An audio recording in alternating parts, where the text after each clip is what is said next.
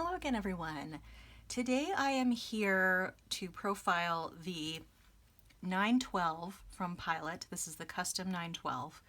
And I have an FA nib or Falcon nib on this, which is a flexible nib.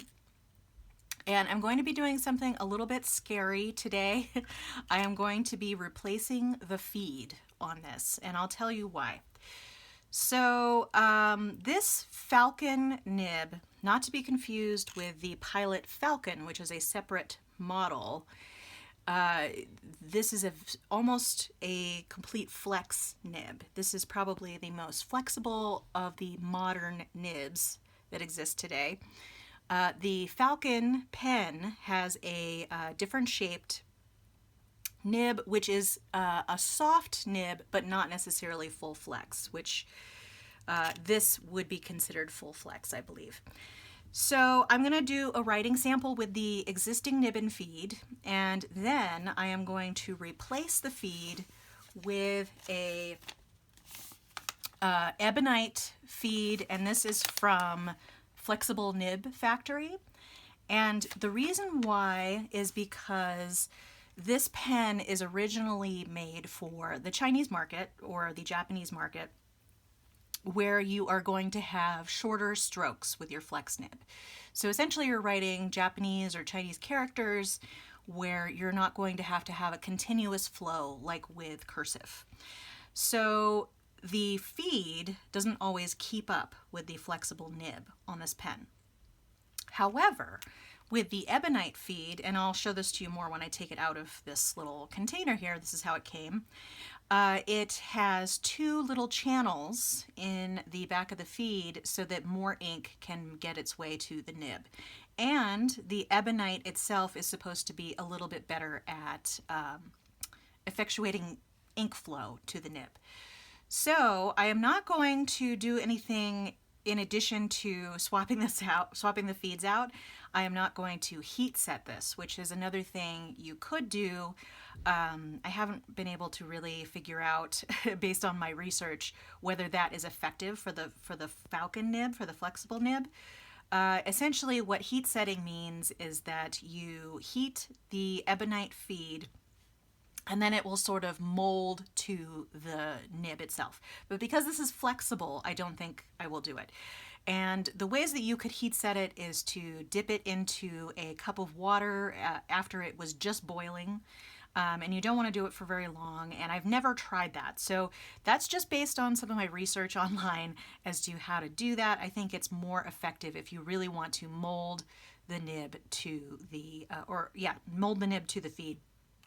I'm not going to be doing that today, but we'll see whether there's any difference between the two feeds here. So I have this is a Goulet grip, which you can still get on Goulet pens. It's essentially just a little strip of rubber to effectuate pulling off the nib. And this is also kind of a twofer video because it'll show you how to swap out nibs. You can use the same method to swap out nibs on a pen as opposed to the feed. So I've never done that on the channel, and I kind of wanted to show that. But like I said, this is a little grip that is really useful. If you also have access to, little strips of rubber like this, that would work fine too. But this is pretty inexpensive on Goulet. I think it's like a couple of bucks. So I'm going to put this off to the side for now, and then we're going to do some test writing. And this is completely unmodified. I have not done anything to this other than ink it up. So this is inked with Diamine Cherry Sunburst. That's what I put in there. I had to remember. And I'm not very good at flex writing. I'm still practicing, so forgive the sloppiness of that. Okay, so actually first I'm just going to write with it out without flexing it so that you can see. So it's very soft. So this is a Pilot Custom 912 with an FA nib. And this is essentially with no pressure, and you can see that it's already inclined. Actually, let me zoom in a little bit. It's already inclined to flex a little bit, even with just normal writing. Oops. So I will, let's see.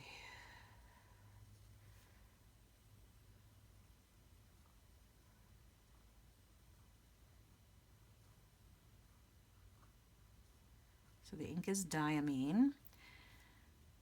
What did I say? Cherry.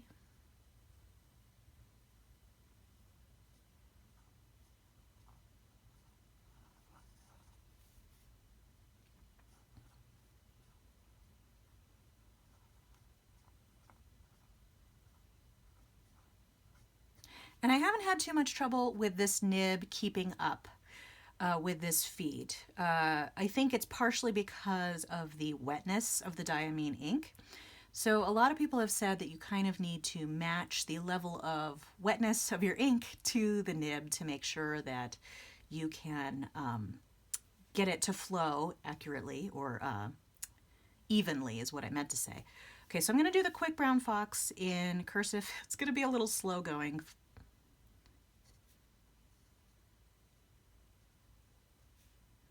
And if I were to go a little bit faster,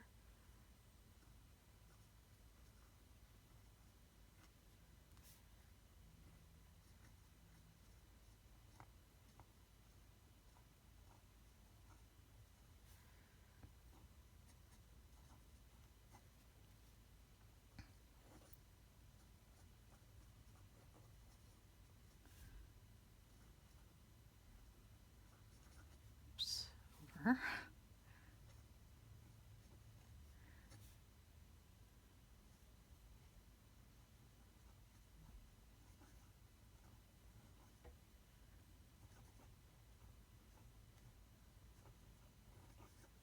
So you can see there's a little bit of like railroading, but just a little bit. And I think this ink kind of keeps up because it is so wet. So we're gonna do it this way, and then I'm going to swap out the feed, which is gonna be a nail biter. This is the first time I've done this with this expensive of a nib and pen. So let's see, how I do. So here you can see there's a little bit of, well actually let me do, so here's no pressure at all. Oops, no pressure at all. And then the more pressure, see if you do kind of this ink actually works pretty well for that. But if this is the kind of thing that you're trying to avoid with the Ebonite feed. So clearly I have put an appropriate ink in here, but should I want to try it out with a different ink that's maybe a little bit drier, it might be better to have the other feed in it. So let me get that out. And first off, let me talk a little bit about the feed. So this is a 2-slit ink slot black Ebonite feed. You can also get a red Ebonite feed, which is a little bit more expensive. As you can see, not too crazy expensive for the Ebonite feed. The red one's a little more expensive. There is also a 3-slit ink slot feed that is for drier inks. So I got the 2-slit just because I tend to use wetter inks generally, so I didn't think I would need the other feed, and I didn't want it to be sort of like gushing ink out onto the paper if I didn't want that. So so that's why I got this one. And let me get it out of this little thing here. So here you go, you can see the slot there. And pretty much any flex nib that you get is gonna have a little slot like that if it's worth its salt, because it will help the ink flow. So let's go ahead and look at that compared to the existing feed. So this is specifically for this model, and it is a bit thinner, just a little bit. And this has a breather hole, which is not on this feed, which is kind of interesting actually. All right, and if I don't like it, I can always switch back. So let me get out a little paper towel. So this is a towel that already has some ink on it, and this is going to be the nail biter part. So I'm going to try to be gentle with it. So what I generally do is put this with this part over the nib, and so that it kind of wraps around the nib. And I'm going to hold it gently there, and then I'm going to try and wiggle it just a little bit to pull it out. And sometimes it's a little bit harder. Oh, there we go. Okay, sometimes it comes all at once. So there it is. All right, so this can get a little messy. I'm probably gonna get some ink on me. And then I take off, then remove the nib from the feed. And then I'm going to, okay, so it does seem like it has sort of a little grippy part of the nib itself. Let me make sure I have this aligned properly. So basically for nib replacement, you kind of want to make sure that the little fins are lined up with the widest part of the nib there. So it seems to fit pretty well. I'm going to put that in there. And then in order to put it back in, I'm going to grip it. See, I'm getting ink all over me. So I'm going to grip it like this. And then I don't think that there is a specific orientation in here, but I am going to put it sort of right above the sticker here. And then I'm going to move down the nib, and there we go. So we're pretty much in there. And the nib is fine. Actually, the nib survived. So that was my concern. And that same process can be followed for just about any pen if you want to swap out the nib. Instead of replacing the feed, you would replace the nib and put it back in the same manner, as long as it is the same size nib. I've done this on a lot of pens that have size 6 nibs and just easily swap them out like that. But again, this one was a little bit of a nail biter just because of the expensiveness of this particular pen. So I'm going to let it sit for just a minute while I put these things away, and I will rinse out this feed. As you can see, let me show you the feed close up. I'm going to put this aside so that it can kind of, actually what I will do before I do that, let me unzoom here so you can see a little bit better. What I am going to do is I'm going to put, make sure that didn't get, okay. Yay, crisis averted, no ink on clothes. So I wanted to get a little bit of ink into the feed there and then let it sit. So that was potentially dangerous there. I did get a little on the paper. Yeah, and you probably want to do that away from you.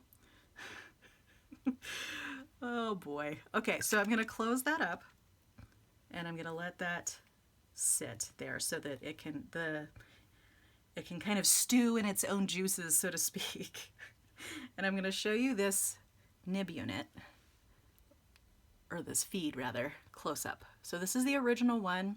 You can see it has a little bit of a slit in there, but it is not that wide. The new slit is wider than this existing one. And like I said, if I end up missing this old feed, I can always put it back in the same way that I did this one. So I'm going to put that off to the side, and I will rinse that out after the video. Yes, I'm very surprised I did not get ink on my clothes. So I'm going to let that sit for a minute, and let's see. We're probably not going to be able to get the optimal ink flow at this point, but you can see the feed sits very well in there. And let's see what we got. Ooh, yes. Okay, I can definitely tell that, yeah, see, we're not getting, well, until we go really, really broad, we're not getting any railroading like we got here. So that's really what you're trying to avoid, is that, and actually it feels much smoother when I'm writing. So that's kind of interesting. So now I'm going to do the, and it didn't seem to take much time to do that. And I am again going to write the Quick Brown Fox. And I can definitely tell that there is more ink here on the paper.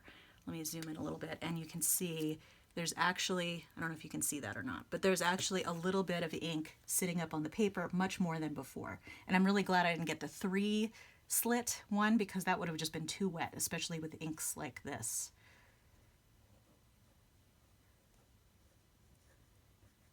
And I definitely feel like I can move a little faster.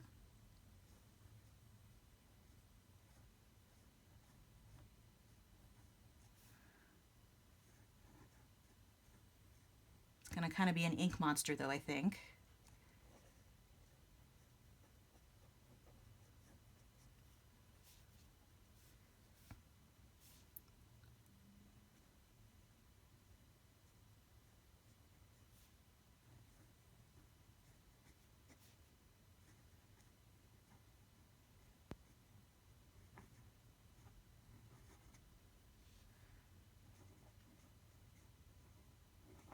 I was trying to go a little bit faster there at the end.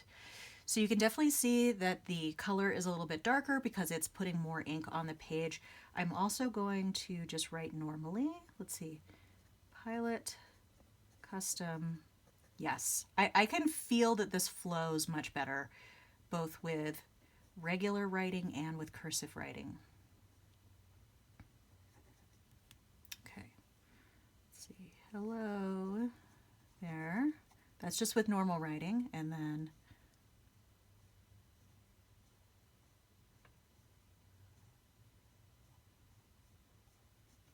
okay. So yeah, I think that that is definitely an improvement, but at the very least you can see here you're not getting as much ink flow because the line isn't as dark as it is down here, and you're also getting a little bit of railroading. So this is a really easy way to improve the performance. Uh-oh. And again, it hasn't sat with the ink in it for a while, so, and it could be that it's, the ink is, yeah, the ink is probably stuck up in the converter, because that happens with these a little bit. Okay. Yes, this has this little push filler as opposed to a twist filler. That's why when I pushed it earlier, it went spraying across the page and thankfully did not hit my clothes because that would have been a disaster. Okay. So there is still some limitation, and I would want to let it sit for a little while and get that ink to really soak into the feed itself.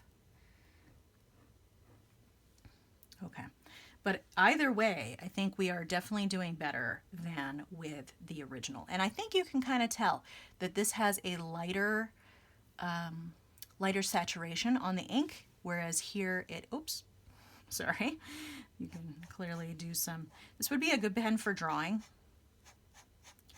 because especially here with this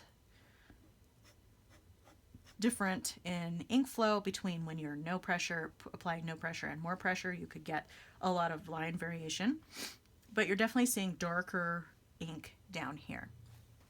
Now, as to where I got this pen, I purchased this pen from Amazon, and I purchased it with points that I had. So that's one of the things that I like about Amazon and having an Amazon credit card is that you can, I basically put everything on that credit card, and then I build up my points. And I used to spend my points on vacations, but now that I'm not taking any vacations during the pandemic, I'm buying things like fountain pens with my points. So yeah, so it's a lovely pen. I think it is a little bit, I want to say custom, but that's kind of the name of the pen. But it's sort of a specific thing. Like I'm going to be using this for either sketching or cursive writing with that's a little bit more fancy. And as you can see, I do still need some practice with that. I have not done a lot of fancy cursive writing, but you can get some really, I think here the over is probably the most successful here, but it's really quite fun. But you can definitely tell that with the Ebonite feed, you are getting more ink flow. So that's essentially the point of the Ebonite feed. And the Ebonite feed, again, was from a place called Flexible Nib Factory. I'm just folding it over so you can't see my address. And that's the little picture of their nib there. They have replacement nibs for a couple of different models of Pilot pen. So if I were you, I'd just check it out if you have a different model.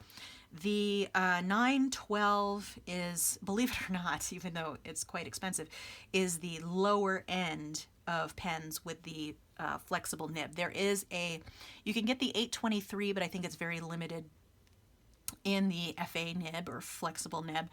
And it is a little bit bigger. That flexible nib is a little bit bigger. So you do want to make sure that you're getting the right Ebonite feed for the pen that you have, because the nib sizes will be different and so will the feed sizes, therefore. Okay, well, I think that's all I had for you today. So I hope that that was helpful to you. Oh, and one more thing. So I have ink on my hands now, and this happens a lot. I actually found that lava soap is very effective at getting ink off your hands. Ever since I started using that, I have not had a problem with getting ink off of my hands. So basically, because lava soap has a little bit of a grit to it, it has like a pumice in it, I think. I basically just rub the soap on the ink that I have on my hands, and it works really well to get it off. So I thought I'd share that tip with you as well. All right, well, I'm gonna go now, and I'm gonna clean out this feed so that I can save it for later in case I need it. And I hope you will subscribe to keep track of future videos. Ring the little bell so you can be notified when I post something new. If you enjoyed this video, give it a like. I hope to see you next time, but in the meantime, have a great day. Thanks so much. Bye.